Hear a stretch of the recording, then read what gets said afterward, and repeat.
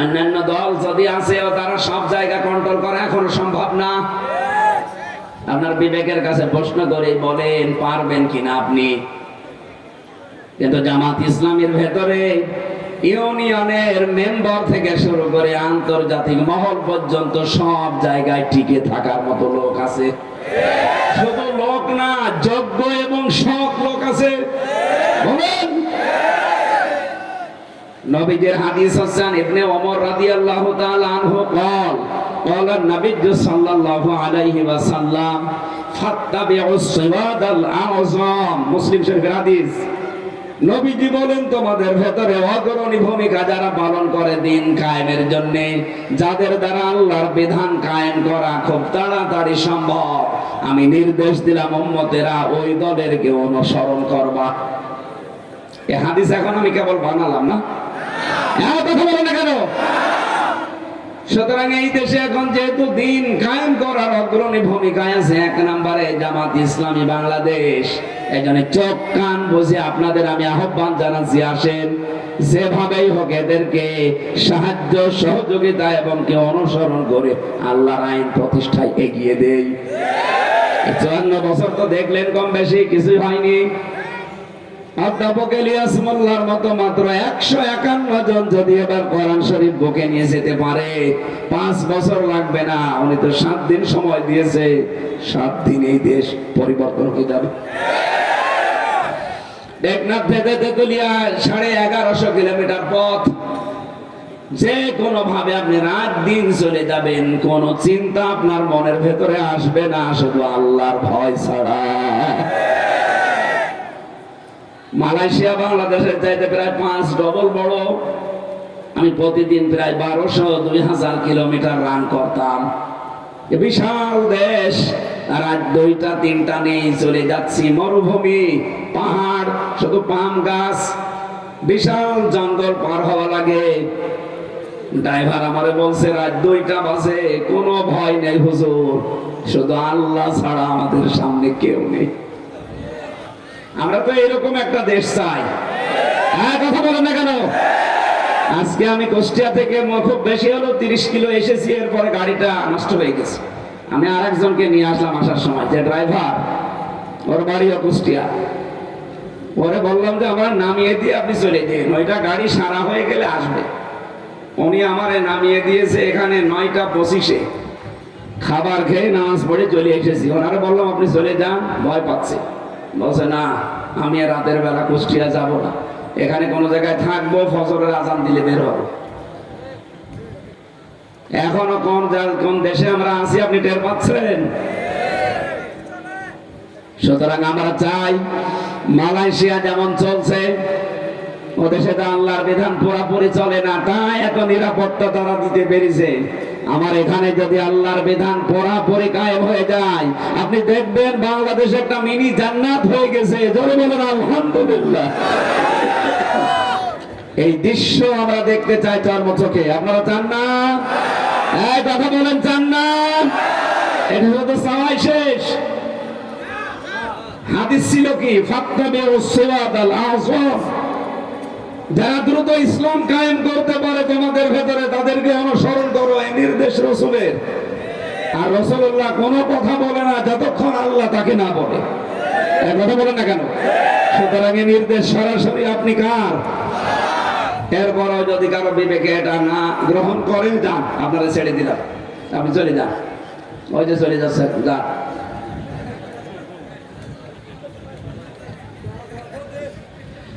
নারায়ণগঞ্জবাসী, সুতরাং এই আয়াতটা পড়লে যেমন আমার ভয় হয়, আপনার শুনলেও তো ভয় হওয়ার কথা।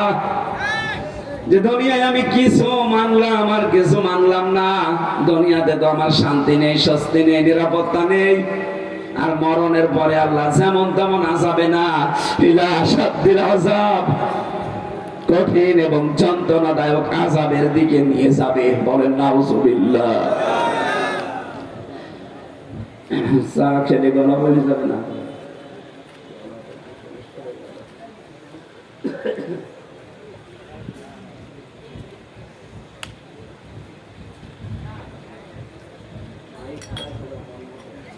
ভাই রিভাব দেন ভাই, আওয়াজ থাকলে দিয়ে রিভাব দেন।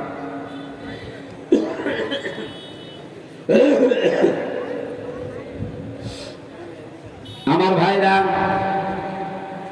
যে কথা বলছিলাম সূরা আরাফের এই উদ্ধৃতি দিয়ে, যে আপনাকে আল্লাহ জান্নাতে দিচ্ছে না।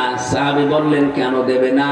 নবীজি বললেন জান্নাতে দিচ্ছে না এই কারণে, কারণ এই লোকটার সব ভালো ছিল, মা বাবার সাথে সম্পর্ক ভালো ছিল না।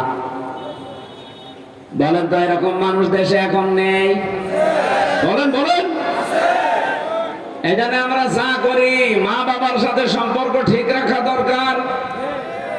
সিস্টেম অপর পৃষ্ঠায় দেখুন, সাহাবী বলেন হে নবী, আপনি যে বললেন এদেরকে আল্লাহ জাহান্নামে দেবে না, কারণ কি? বিশ্ব নবী বলেন এদের জাহান্নামে দেবে না একটা মাত্র কারণ, তারা জমিনে দিন কায়েমের আন্দোলন করত। সুতরাং হাদিস দ্বারা আপনাদের সুসংবাদ দিচ্ছি, হাজে চলে যাচ্ছে যাক, আমার কোনো আফসোস নেই, কারণ আল্লাহ সবাইকে দিন কায়েমের জন্য মনোনীত করে না। আপনাকে আগে মনোনীত হওয়া লাগবে, আর এমনি এমনি আপনি মনোনীত হবেন না, আপনি এমনি এমনি নির্বাচিত হবেন না। আপনাকে আগে মন থেকে ফিরে আসা লাগবে আল্লাহর দিকে। আল্লাহ এই মন দেখে আপনাকে দিন কায়েমের জন্য নির্বাচিত করবেন। সুতরাং এই দেশে আমরা যারা দিন কায়েমের জন্য অ্যাক্টিভ কাজ করি, আল্লাহর কসম দিয়ে বলছি, আপনি আর যাই হোক জাহান্নামে যাওয়া লাগবে না। জোরে বলুন সুবহানাল্লাহ। জাহান্নামে যদি যাওয়া না লাগে, ওদিকে আবার জান্নাতেও যাওয়া যাচ্ছে না, একটা ঝামেলা হয়েছে। এই আরাফ নামক জায়গায় কতদিন থাকবেন নবীজি শেষে আর বলেন না। এই জন্য আমাদের উচিত হচ্ছে দিন কায়েমের আন্দোলনে যারা আছি, মা বাবার হকও যেন আমরা আদায় করতে পারি। জোরে বলেন আমিন। এই জন্য সবার জন্য আজকের এই অনুষ্ঠান যেহেতু উন্মুক্ত, সবাইকে নিয়ে দরবারে ইলাহিতে শুকরিয়া আদায় করছি আলহামদুলিল্লাহ। রবিউল আউয়াল মাস আজকে 26 তারিখ, দেখতে দেখতে কিন্তু মাসটা চলে যাচ্ছে না? কিন্তু যেটা দিতে এসেছিল ওইটা কিন্তু এখনো আমরা নিতে পারিনি। রবিউল আউয়াল এসেছিল আমাদের কাছে শুধু জিলাপি আর খিচুড়ি খাওয়ার জন্য, নাকি? বলেন বলেন। কি করতে এসেছিল? এখানে কি এত আছে? এটা আমার মনে আছে ভাই। আর কেউ যাবেন নাকি? যদি চলে যান 5 জন থাকলে অসুবিধা নেই। বদরের ময়দানে সাহাবীদের সংখ্যা খুব বেশি ছিল না, মাত্র 313 জন। এখানে 313 জন থাকলে হবে। যান, বাকি চলে যান। না, আমি কোনো কথা গোপন করতে পারবো না। যা পড়েছি বুঝেছি আমি স্পষ্ট বলবো, এতে যদি একজনও থাকে মাইকলা দাও। আপনি মাঠ ভর্তি লোক এনে দিলেন, অধিকাংশ দেশে মুনাফিক। ও কথা বলে আমার লাভ কি? এই জন্য আমরা 5 জন চাই, 5 জনই আবু বকরের মতো মানুষ চাই। কথা বলে না কেন? নবীজি এই কোরআন আবু বকরের সামনেও পড়েছিলেন, আবু সেহেলের সামনেও পড়েছিলেন। 2 জনের নামের আগে আবু আছে। এক আবু বকর কোরআন শুনে তার ঈমান যা ছিল আরো বেড়ে গেছে, আর এক আবু সেহেল কোরআন শুনে ওর ঈমান বাড়ে না, ওর ঈমান নেই। তো ওর কি বেড়েছিল? শয়তানি। কি বেড়েছিল? এখানে কোরআনের কথা বলবো, মাস্ট বি। ঈমান সবার বাড়বে না। আবু বকরের মতো মন থাকলে তার ঈমান বাড়বে, আর যদি আবু সেহেলের মন নিয়ে বসে ওর ঈমান বাড়বে। কি বাড়বে? শয়তানি বাড়বে। এই জন্য আবু সেহেলের মন নিয়ে বসার দরকার নেই, আপনি আগে থেকে চলে যান। আমরা রবিউল আউয়াল যেহেতু চলে যাচ্ছে, আর মাত্র 4 দিন আছে, একটা মহান শিক্ষা নিয়ে এসেছিল। আমি প্রায় 27টা পেয়েছি নবীজির সিরাত গ্রন্থগুলো পড়তে পড়তে। তার ভেতরে একটা হচ্ছে বিশ্ব নবী এ মাসে জন্ম নিয়েই 3 জন মহিলার দুধ পান করেছিলেন। কয়জন? বলেন বলেন। প্রথমে তার নিজের আপন মা হযরতে আমেনা, 2 নম্বরে উম্মে আইমান নামে এক দাসী, 3 নম্বরে তার দুধ মা হযরতে হালিমাতুস সাদিয়া। খুব খেয়াল করে শোনেন তো, রবিউল আউয়াল আপনি কি করলেন আর নবীজি কি করেছিলেন? এ মাসে জন্ম নিয়েছেন নবীজি, বিদায় নিয়েছেন এই মাসে। সিরাত ইবনে হিশাম লিখেছে, বিশ্বনবী মুহাম্মদুর রাসূলুল্লাহকে হযরতে হালিমা যখন কোলে তুলে নিয়েছে, ডান স্তন তাকে পান করিয়েছে, তিনি পান করলেন। বাম স্তন যখনই দিয়েছে মুখ বের করে দিলেন। হযরত হালিমা বলেন, আমি একবার, দুইবার, তিনবার মুখ লাগালাম, তিনবারই মুখ বের করে নিল। চোখের ইশারা দিয়ে যেন মুহাম্মদ সাল্লাল্লাহু আলাইহি ওয়াসাল্লাম আমাকে বোঝাতে চাই, মা হালিমা জোর করেন কেন? ডান স্তন এটা আমার অধিকার ছিল, আমি পান করেছি।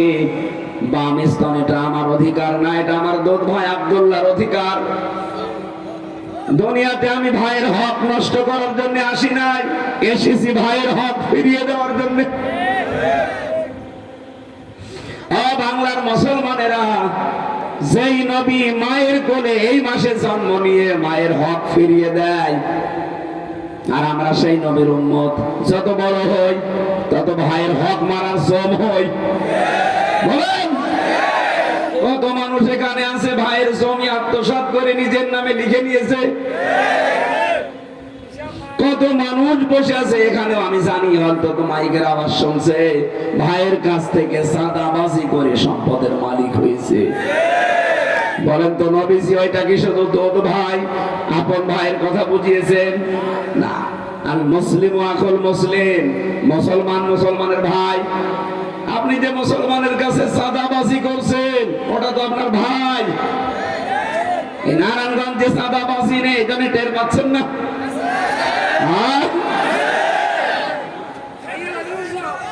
অথচ যেই লোকটা ভাইয়ের কাছে চাঁদাবাজি করে লক্ষ কোটি টাকার মালিক, এই রবিউল আউয়াল আসলে আমারে ডেকে বলবে, হুজুর মিলাদ পড়ে দেন। মিলাদের পরে জিলাপি দেবে, খেচুড়ি দেবে, বিরিয়ানি দেবে। কোথায় পেলেন টাকা? হুজুর চাঁদার টাকা। বেশি করে ফেললাম। এরকম দৃশ্য বাংলাদেশে নেই। আমি নিজে পেয়েছি আমার কুষ্টিয়ায়। চাঁদার টাকা তুলে ওইটা দিয়ে মিলাদ দিচ্ছে। আর নবীজি রবিউল আউয়ালে কি করলেন? নিজের ভাইয়ের হক ফিরিয়ে দিয়েছেন মায়ের কোলে বসে। সুবহানাল্লাহ বলতে পারেন নাই?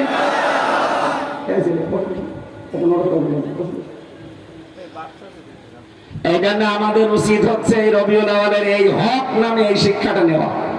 আমার হকের বিস্তারিত কথা শেষের শব্দে থেকে বলবো ইনশাআল্লাহ। সূরা আনাম 51 নম্বর আয়াত, মাত্র একটা আয়াত পড়েছি। দেখি আয়াত অনুযায়ী কি করা যায়। যতটুকু আমি পড়াশোনা করেছি এর উপরে আমরা ডেলিভারি দেবো ইনশাআল্লাহ। থাকবেন যারা যারা, শুধু তারা হাত তোলেন তো দেখি। দেখেন তো হাত তোলেনি কে? দেখেন দেখেন, না না, যা হাত তোলেনি তোলেন। অন্তত এই আয়াত শেষ হওয়া পর্যন্ত থাকবেন। কারণ হাত তোলেন, তোলেন, হাত তুলে রাখেন, হাত তুলে রাখেন। ঠিক আছে ভাই, তাই বসুন। এই মাহফিলটা আল হিকমা ইসলামী পাঠাগার সমাজ কল্যাণ পরিষদ, বিশাল আয়োজনে আপনারা দেখতে পাচ্ছেন না? এত লাইটিং, এত মাইকিং, এত পোস্টারিং করা, এর খরচের জন্য ওনারা বারবার আহ্বান জানাচ্ছে।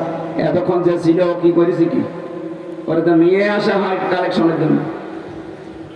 ওদের যে টাকাই না তোলে তো ওরে নিয়ে আসার দরকার কি?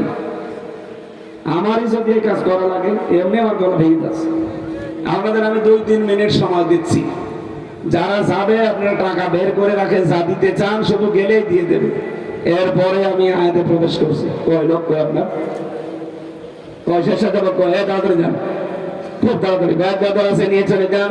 খালি এই পাশ দিয়ে যাবেন, ওই পাশ দিয়ে বের হয়ে যাবেন। আপনারা বের করে রাখেন সর্বোচ্চ 3 মিনিট।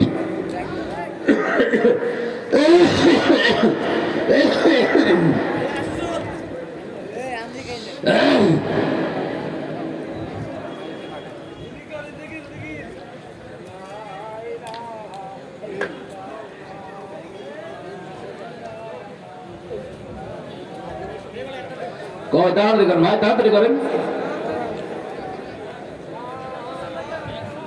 কি এত দেরি হয় কেন? যান যান, তাড়াতাড়ি যান। সুবহানাল্লাহ আলহামদুলিল্লাহ লা ইলাহা ইল্লাল্লাহ।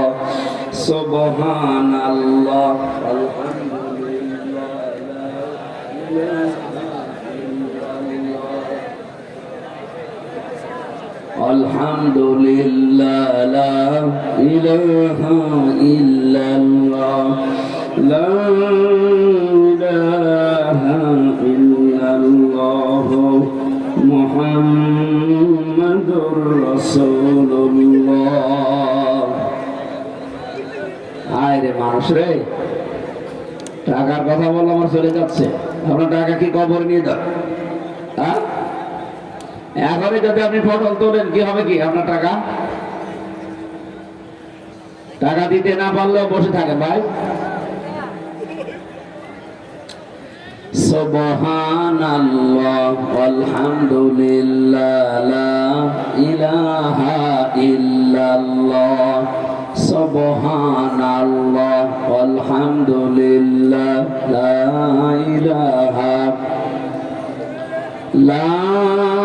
ইলাহা ইল্লাল্লাহ মুহাম্মাদুর রাসূলুল্লাহ। হয়েছে ভাই, বের হন। নেন, যা পেয়েছেন বের হয়ে যায়, তাড়াতাড়ি করেন। আল্লাহুম্মা সাল্লি আলা মুহাম্মাদ ওয়া আলিহি ওয়া সাহবিহি ওয়া বারিক ওয়া সাল্লিম। ভাই তাড়াতাড়ি করেন, যান যান যান যান।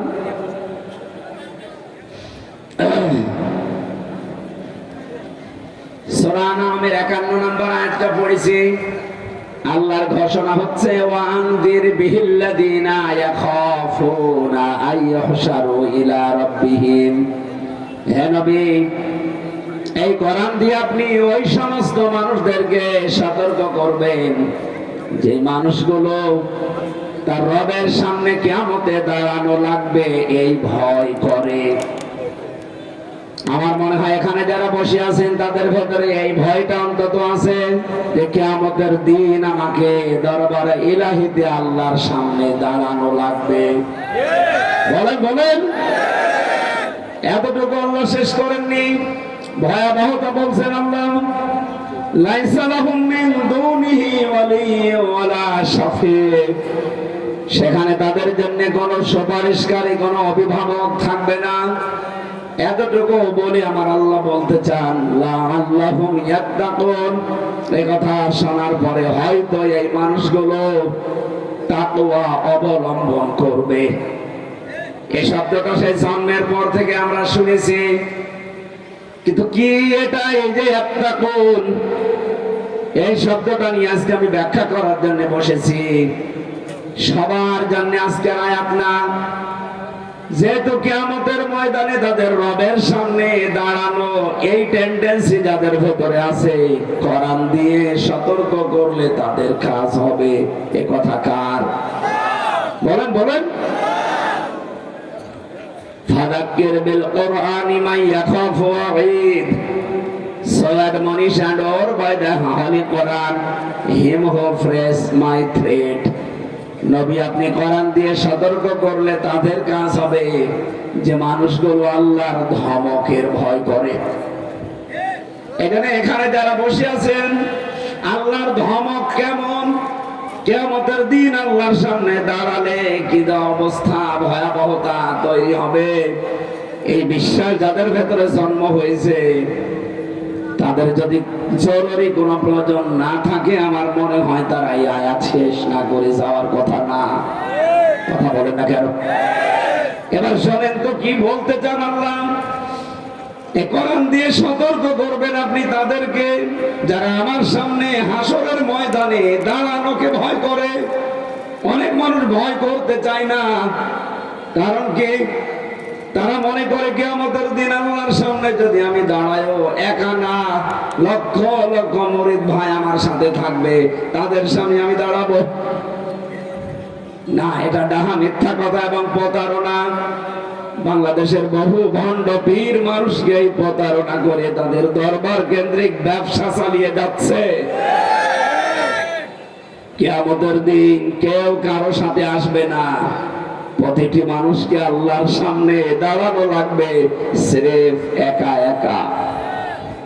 وكلهم آتيه يوم القيامة فردا। সূরা মারইয়ামের 95 নম্বর আয়াতে আছে, রব্বুল আলামিন বলেন কিয়ামতের দিন প্রতিটি মানুষকে আমার সামনে আমি দাঁড় করাবো একা একা। কয়জন করে? আল্লাহ আল্লাহ বলেন আমি একা একা তার পরিবারের পুরা জীবনটা সম্পর্কে জিজ্ঞাসা করব, বিশেষ করে 5টা প্রশ্নের জবাব দেওয়া ছাড়া আমার সামনে যাওয়ার কোনো উপায় নেই, এমনকি পেছনেও যেতে পারবে না, জায়গায় দাঁড়িয়ে থাকবে। মা তাসালু কদামা বানি আদম আব্দি ইয়াউমাল কিয়ামাতি হাত্তা ইসআলান খামসিন আন উমরিহি ফিমা আফনা। প্রথমেই প্রশ্ন হবে তোমার জীবনটা কিভাবে তুমি কাটালে। নারায়ণগঞ্জবাসী, আপনি গরু ছাগল না, আপনার বিবেক আছে, আপনি মানুষ, একটু ভাবেন তো। এখনই মরে গেলেন, আল্লাহ পাক তার নিজের সামনে যদি দাঁড় করিয়ে বলে হামজা একটা 50-60 বছরের জীবন দিয়েছিলাম, কিভাবে কাটালে বলতো। আমার তো 50 বছর না, মাঝে মাঝে একা থাকলে আমার মনে হয় রব্বুল আলামিন যদি আমারে বলে হামজা 2025 সালের আগস্ট মাসের 31 তারিখ পর্যন্ত তোরে মাফ করে দিলাম, যা শুধু সেপ্টেম্বরের 1 থেকে 19 এই 19টা দিনের হিসাব দিয়ে যা জান্নাতে চলে যা। আমার তো মনে হয় 19 দিনের হিসাব এখনো আমার জোগাড় হয়নি। আপনারা পারবেন? হ্যাঁ, আপনারা পারবেন। কত কঠিন বিষয় আপনি কি জানেন? হিসাব। এই চিন্তা থেকে হযরত ওমর এই যে হিসাব দেওয়া লাগবে, ঘুমাতে পারতেন না রাতে। তারপরেও তো তার জান্নাতে যাওয়ার গ্যারান্টি দুনিয়ায় আল্লাহ পাঠিয়ে দিয়েছিলেন। এই জায়গার মানুষ যদি এই চিন্তা করতে পারে যে কিয়ামতে আমি কি জবাব দেব, তাহলে আমাদের চিন্তা ভাবনা কত বেশি হওয়া দরকার আপনি বলেন। এই টেন্ডেন্সি যতদিন পর্যন্ত মানুষের ভেতরে বদ্ধমূল না হবে, সে যদি আকাশ দিয়ে উড়িয়ে যায়, তারপরও তার দ্বারা আপনি দুর্নীতি বন্ধ করতে পারবেন না। এইটা আগে তৈরি হওয়া লাগবে। কিয়ামতে আল্লাহর সামনে আমাকে আল্লাহ দাঁড় করিয়ে প্রথমেই জিজ্ঞাসা করবে আমার পুরা জীবনটা নিয়ে। খলিফাতুল মুসলিমিন হযরত আবু বকর সিদ্দিক রাদিয়াল্লাহু তাআলা আনহু এই টেন্ডেন্সি তৈরি হওয়ার কারণে কি করেছিলেন দুনিয়ায়, তার জীবনীতে পড়লাম। তার সন্তান আব্দুল্লাহ একবার তার মায়ের কাছে এসে বলে, মা আমি একটু পায়েস খেতে চাই। স্বামীকে ডাক দিয়ে বললেন, স্বামী আপনি তো দেশের দায়িত্বে আছেন, ঘরে তো ওরকম খাবার নেই, ছেলেটার আশা যে পায়েস খাবে, আপনি একটু বাইতুল মালের খাজানসি যিনি অর্থমন্ত্রী তারে বলেন কিছু টাকা দিতে। উনি গেলেন, যাওয়ার পরে বলছেন আগামী মাসে যে বেতন পাবো ওই টাকাটা আমার আগেই দিয়ে দেন। অর্থমন্ত্রী ওইরকম ডাক দিয়ে বলে, খলিফা আগামী 1 মাস আপনি বেঁচে থাকবেন সেই গ্যারান্টি আপনার আছে। আগামী 1 মাস জনগণ আপনাকে চেয়ারে বসিয়ে রাখবেন, এই গ্যারান্টি আপনার আছে। আপনার যখন কোনো গ্যারান্টি নেই, আপনাকে আমি 1 মাসের অগ্রিম বেতন দেবো কোন কারণে? যান, বেতন নেই। বাড়িতে আসলেন, স্ত্রীকে বললেন না সম্ভব না, এই বলেছি বাইতুল মাল থেকে। স্ত্রী বলে ঠিক আছে। প্রতিদিন উনি যে ভাঙা পায় রাষ্ট্রের কাছ থেকে যে বেতন পায়, মনে করেন 100 টাকা করে, ওখান থেকে 90 টাকা করে খরচ করে সংসারের জন্য 10 টাকা করে আলাদা করে রাখে।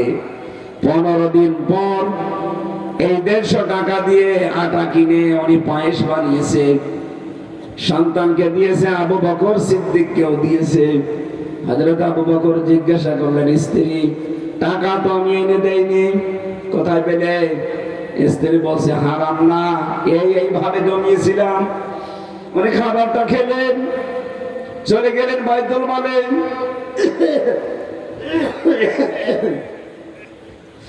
অর্থমন্ত্রীকে ডাক দিয়ে বলে, ভাই আগামী মাস থেকে আমার 2800 টাকা দিলেই চলবে, 3000 টাকা দেওয়া লাগবে না। কেন? কারণ আমি চিন্তা করে দেখলাম 2800 টাকা হলেও আমার সংসার চলে, জনগণের এই টাকা নিয়ে আমি বেতন নেই, 200 টাকা আমি কেন বেশি নেব? কিয়ামতের দিন এই 200 টাকার জন্য আমার জবাব দেওয়া লাগবে। এটা রেকর্ড হচ্ছে, এখানে যদি একজন মানুষ না থাকে আমার অসুবিধা নেই, তামাম পৃথিবী চলছে। হে পৃথিবীর মানুষেরা, হে বাংলার মানুষেরা, আমরা এইটা চাই। এদেশের 1628 জন মানুষ দায়িত্বে আছে। এই মানুষগুলো যদি হযরত ওমরের, আবু বকরের এই টেন্ডেন্সি নিয়ে দেশটা চালাতে পারে, আল্লাহর কসম বাংলাদেশ মিনি জান্নাত হয়ে যাবে। কিয়ামতের এই ভয়াবহতা মানুষকে মানুষ বানিয়ে ফেলে। আল্লাহর সামনে দাঁড়ানো লাগবে। এটাতে কত বড় কঠিন কথা আপনি টের পাচ্ছেন। এবার আমি কাবা শরীফ থেকে আসার সময়, এটা কিছুদিন আগে এসেছি, মসজিদে নববীতে, মসজিদে নববীর ইমাম যিনি, খতিব যিনি, আমি যেই দিন আসলাম তার আগের দিন জুমার দিন ছিল। উনি এলেমের বরকতের উপরে, ফজিলতের উপরে কথা বলছিলেন। সর্বশেষ যে কথাটা বললেন, আমার আশপাশে কয়েকটা দেশের মানুষ ছিল, দেখলাম কান্নাকাটি করছে। আমার চোখ দিয়েও পানি চলে এসেছে। কিয়ামতের দিন আলেমদেরকে আমার আল্লাহ এই হাজার লক্ষ মানুষের সামনে বিচার করবে না, ওদেরকে আল্লাহ পর্দা দিয়ে আলাদা ঢেকে ফেলবে। আল্লাহ নিজের সামনে দাঁড় করিয়ে বলবে, হামজা এটা করেছিলি, এই কাজ তোর জীবনে ছিল। আল্লাহর সামনে দাঁড়িয়ে সব হিসাব জবাব পঙ্খানো দেওয়া লাগবে, স্বীকার করা লাগবে। উনি একটা হাদিস বলার পরে ব্যাখ্যাটা বলছিলেন, কিয়ামতের ওই ময়দানের শেষ পর্যায়ে আমার আল্লাহ আমার কাছ থেকে সব কথাগুলো মনে করেন শোনার পর, স্বীকৃতি নেওয়ার পর আস্তে করে বলবে যে, যা, তোরে গোপনে মাফ করে দিলাম, কাউকে কিছু বলবি না, জান্নাতে চলে যা। নামের আগে আলেম আছে, এটা একটু আশা লাগে, ভরসা লাগে। কিয়ামতের দিন আল্লাহ যেন অন্তত এই আলেমটা ঠিক মতো আমার এই জায়গা পর্যন্ত পৌঁছিয়ে দেন। আপনারা এখানে যারা আছেন, আপনারা আলেম। আলেম মানে জ্ঞানী, যে যতটুকু জানেন দিনের বিষয়, আপনি অতটুকু আলেম। এই কথা বুঝতেছেন? আপনি নামাজের নিয়ম কানুন জানেন, যে নামাজের 13টা ফরজ, 14টা ওয়াজিব, 12টা সুন্নাত, আপনি নামাজের আলেম। আপনি ওযুর নিয়ম জানেন, আপনি ওযুর আলেম। যাকাত দিতে হয় একটা খাতে, আপনি জানেন, আপনি যাকাতের আলেম। এই জিনিস থাকলে যাকাত দেওয়া লাগে, এই ফসল উৎপাদন হলে যাকাত দেওয়া লাগে, আপনি জানেন, তাহলে আপনি যাকাতের আলেম। তাহলে এখানে আমরা আলেম বাদে কেউ আছি? কিয়ামতের দিন আল্লাহ বিচার যখন করবে, জেনারেল মানুষের মতো না, আলাদা ভাবে পর্দা দিয়ে ঘিরে নিয়ে গোপনে আল্লাহ যেন ওই হাদিস অনুযায়ী আমাদেরকে মাফ করে দেয়।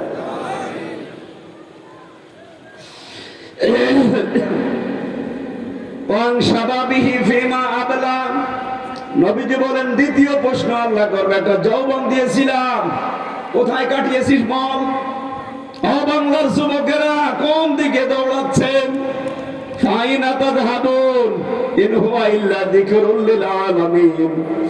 আসেন, আল্লাহর কোরআন বিশ্বের মানুষের জন্য উপদেশ। আর অন্যান্য জেনারেল দলে যারা মানুষের তৈরি করা আইন কায়েমের জন্য চেষ্টা চালান, যৌবনটা নষ্ট করছেন। আসেন, বিবেকটা কাজে লাগান।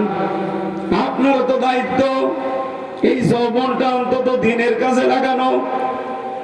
আপনার যৌবনের মিছিল আল্লাহর দিনের কাজে লাগে না, আপনার ওই যৌবনের দেওয়ালের লিখন দিনের কাজে লাগে না, যৌবনের চিন্তা ভাবনা দিনের কাজে লাগে না।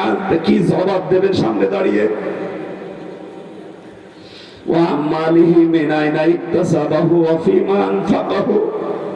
যতটুকু সম্পদ উপার্জন করেছিলে, কিভাবে করলে, কোন কোন রাস্তায়, ওইটা বলো।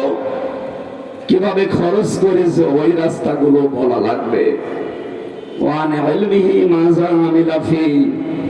যতটুকু জ্ঞান অর্জন করেছিলে, এর উপরে কতটুকু মেনে চলতে, ওইটা বলো।